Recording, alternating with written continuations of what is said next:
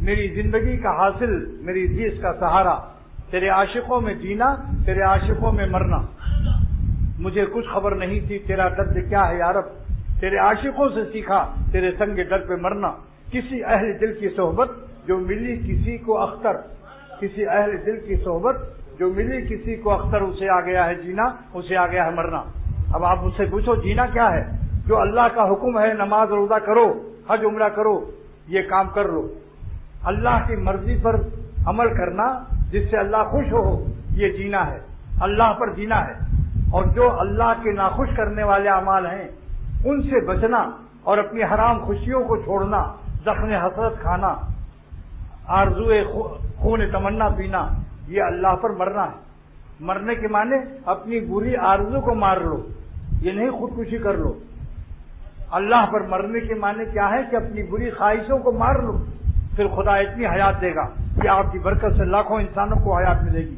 نفس خود را کش جہان زندہ کن، جلال الدین رومی کی خبر کو اللہ نور سے بھر دے کہ اے ظالمو، اے سالکو، اے مریدو، اپنے نفس کو مار لو، بری خواہشوں کو چھوڑ دو، تو اللہ تم کو اتنی بڑی حیات، اتنی مبارک حیات، اتنی پیاری حیات، اتنی مقبول حیات دے گا کہ تمہاری برکت سے غیر مقبول ہوں گے، غیر ولی ہوں گے، اور مردہ دل حیات یافتہ ہوں گے۔ نفس خود را کش جہان زندہ کن، اے نادانو اپنے نفس کو مار لو، ایک جہان تم سے زندہ ہوگا۔ اللہ کے راستے میں مرنا کس کی قسمت ہے؟ یہ قسمت والے مرتے ہیں،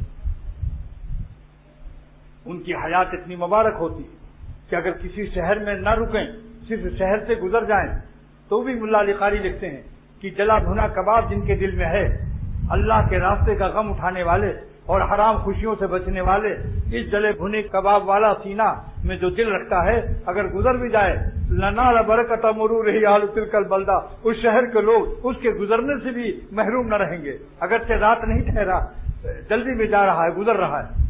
کیا اللہ والوں کی شان محدث عظیم نے بیان کی۔ دیکھو امارات الاولیاء میں مشکات کی